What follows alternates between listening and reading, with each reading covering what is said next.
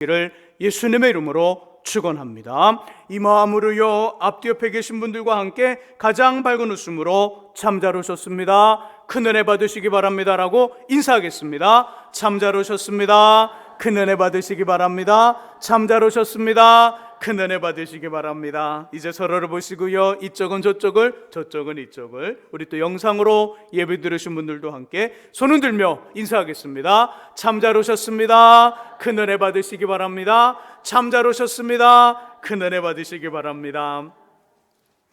우리는 지금 사랑은 완성이 아니라 연습입니다라는 제목으로 말씀을 나누고 있습니다.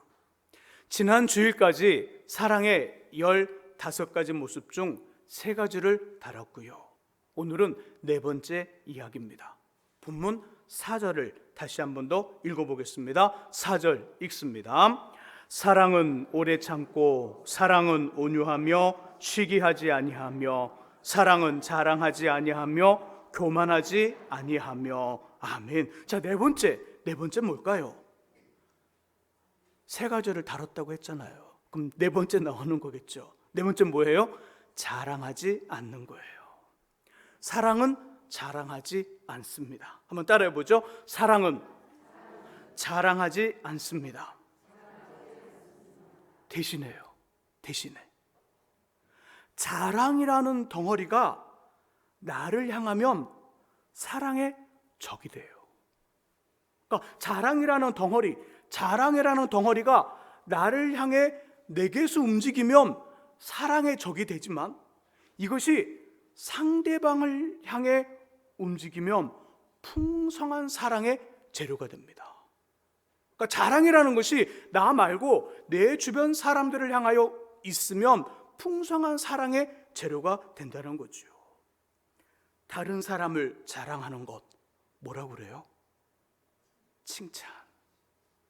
다른 사람을 자랑해 주는 것 뭐라고 그래요? 격려라고 그래요. 그러므로 사랑의 4번째 모습은 자랑 대신 칭찬과 격려를 하라.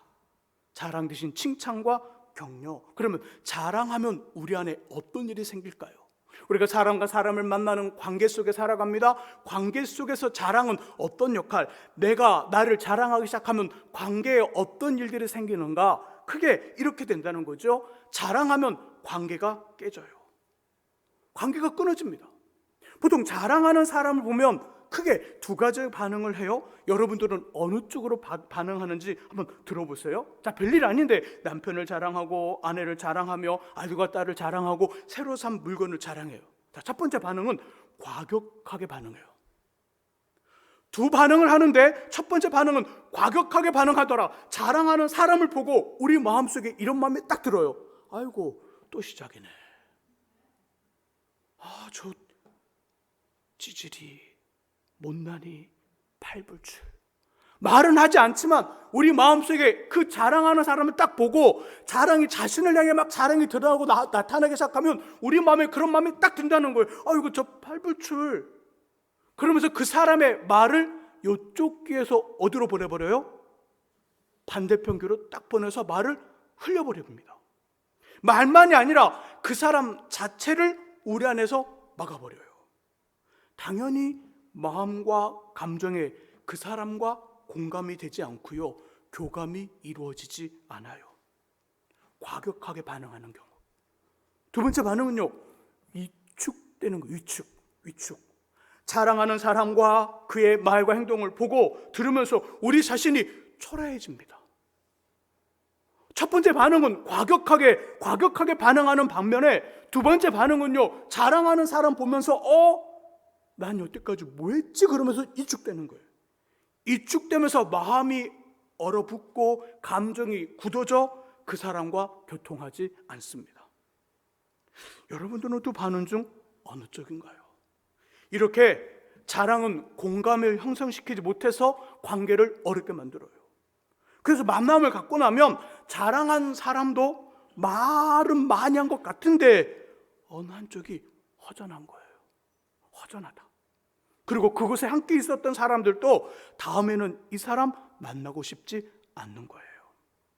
더 무서운 건 하나님이 자랑하는 사람과 그의 모습을 기뻐하지 않는다는 거예요. 우리도 별론데 하나님도 별로라고 생각한다는 거예요. 신약성경 요한 3서를 보시면 그 당시 어느 한 지역에 어느 한 지역 교회에 책임을 맡고 있었던 디오드레베라는 사람이 등장합니다. 근데 하나님 그에 대해 이렇게 말해요. 디오드레베는 순회하며 복음을 전하는 전도자들을 영접하지 않는다. 또 교회에서 선하며 착하고 칭찬받는 성도들을 내쫓는 나쁜 사람으로 내게 속하지 않았으니 그의 악함을 본받지 말라. 그러면서 디오드레베가 이렇게 한 이유를 설명합니다.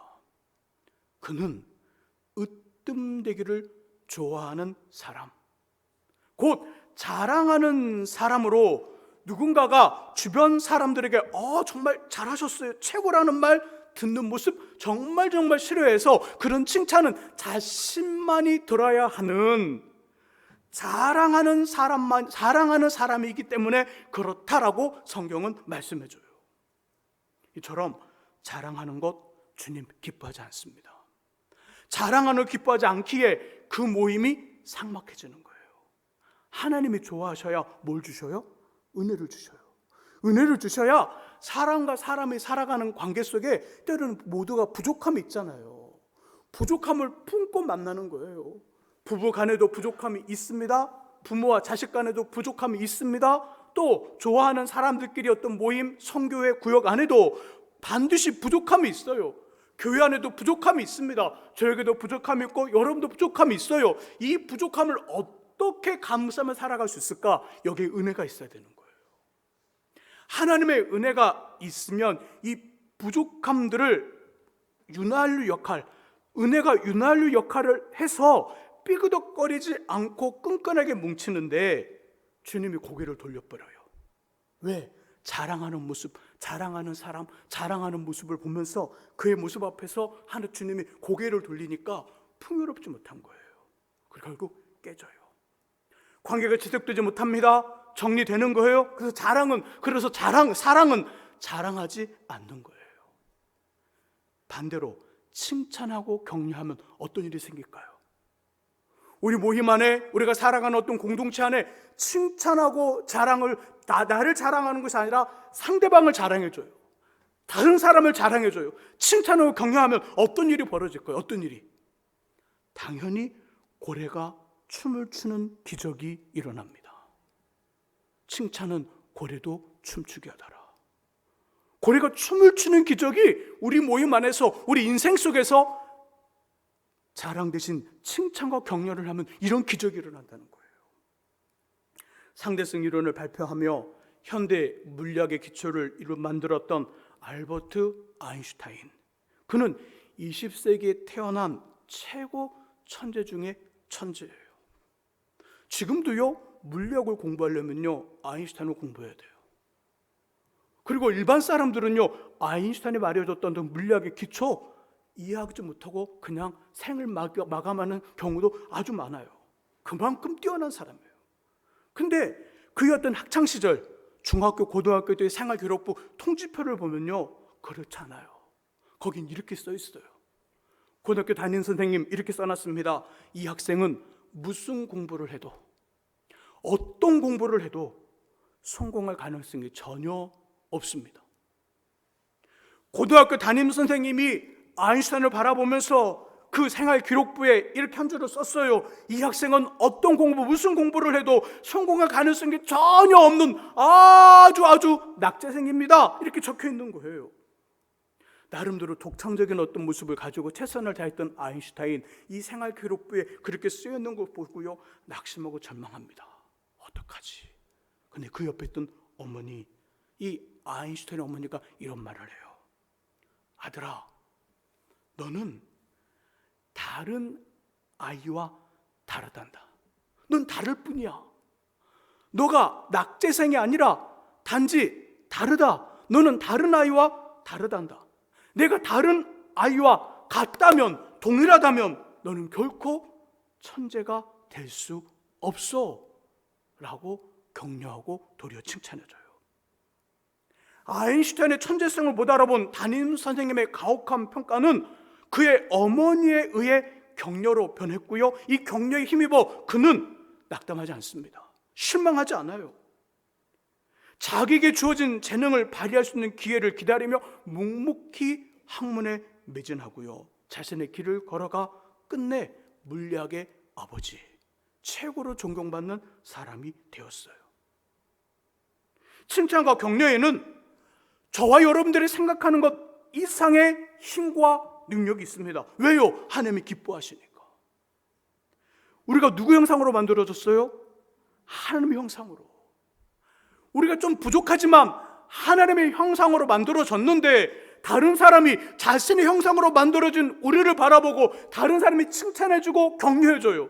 그러면 그 말을 듣는 하나님의 마음은 좋을까요? 나쁠까요?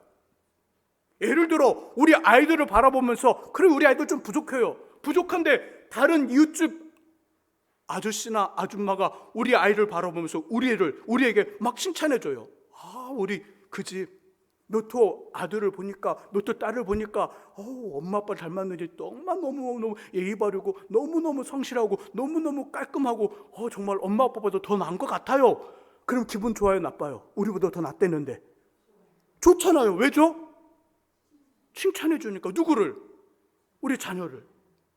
하나님이 자신의 형상으로 만들어진 주변 사람들을 우리가 막 칭찬하고 격려하면 그 말을 듣는 하나님의 마음이 기분이 좋다는 거예요. 하나님 좋다는 거예요. 좋으니까 그곳에 은혜와 복을 주셔요. 은혜와 복을 주시니까 당연히 그 모임이 풍성해지고 그 관계가 좋아지는 거예요. 상상하지 못했던 하늘의 역사가 그 칭찬과 격려 속에 주어집니다. 우리도 마찬가지잖아요. 우리를 칭찬하며 격려하는 사람 어때요? 보고 싶어요? 보고 싶지 않아요? 보고 싶어요. 우리를 격려하고 칭찬하는 사람 만나고 싶어요? 피하고 싶어요? 만나고 싶어요. 격려와 칭찬이 있는 모임 가고 싶어요? 가고 싶지 않아요? 가고 싶어요. 가고 싶어요. 우리가 누군가에게 칭찬과 격려를 하면 뿌듯해요? 아니면 속상해요? 뿌듯해요. 이게 칭찬이고 이게 격려예요. 자연스럽게 그 모임과 그 사람과 그 관계가 풍성해지는 거예요. 자랑 대신 칭찬과 격려하실 수 있기를 주의 이름으로 부탁드립니다. 자, 그렇다면 어떻게 우리 안에 자랑을 잠재우고요 격려와 칭찬할 수 있을까요? 두 번째 본문에 그 답이 있습니다. 우리 두 번째 본문 찾아보시죠. 시편 141편 3절의 말씀입니다. 시편 141편 3절 구약 905쪽에 있습니다. 말씀을 찾으신 분은 성경을 보시고요. 아직 찾지 못하신 분은 화면에 본문의 말씀이 띄어집니다. 함께 읽으면서 어떻게 우리 안에 자랑을 잠재우고 격려와 칭찬을 할 수 있을까? 한 번 더 묵상하며 말씀을 봅니다. 같이 읽습니다. 여호와여 내 입에 파수꾼을 세우시고 내 입술의 문을 지키소서. 아멘. 하나님 내 입에 파수꾼을 세우시고 내 입술의 문을 지키소서. 펜으로 밑줄 치고요 당구장 표시하고요 암송하세요. 암송해서 어떤 모임에 나가기 전 나가 자랑하고픈 마음이 막 올라와요.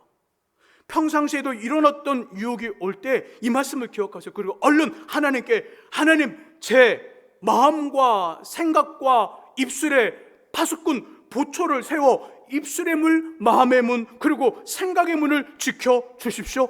강하게 기도하셔요. 강하게. 왜 강하게 기도해야 될까요? 왜?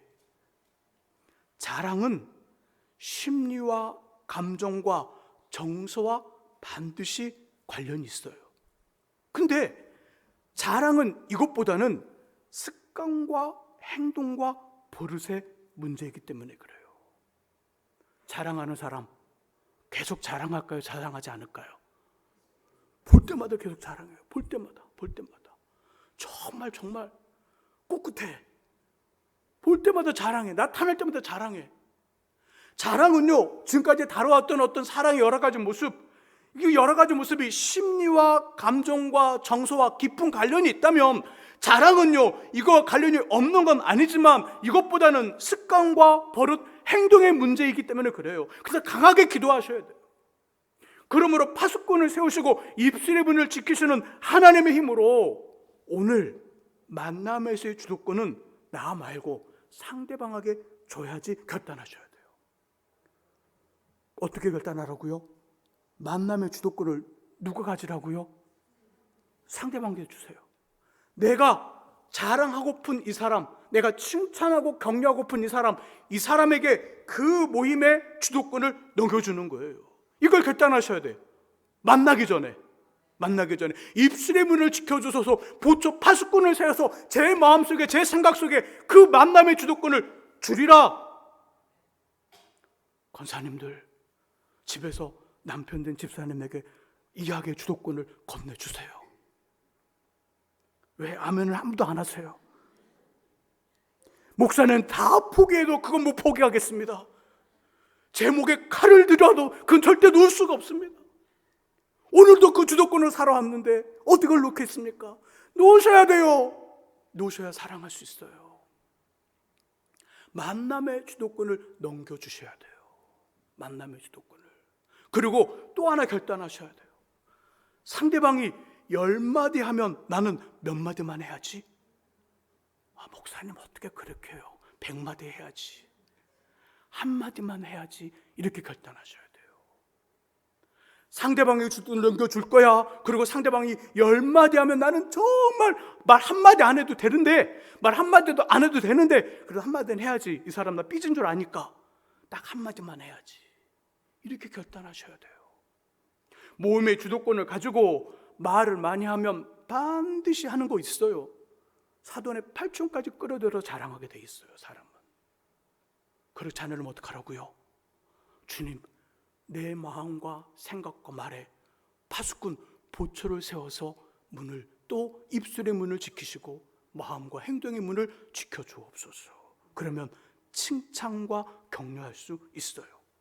이런 모습을 통하여 어디를 가든 누구를 만나든 무엇을 하든 환영받는 사랑이 풍성한 삶 될 수 있기를 주님의 이름으로 축원합니다. 기도하겠습니다. 하나님 아버지, 우리는 사람을 만나고 또 사람과의 관계 속에서 살아갑니다. 때로 어느덧 어느 순간에 우리의 마음속에 그 모임과 그 관계에 주도권을 쥐고 많은 말을 해야 된다는 어떤 강박스러운 마음 가져버린 것 같습니다.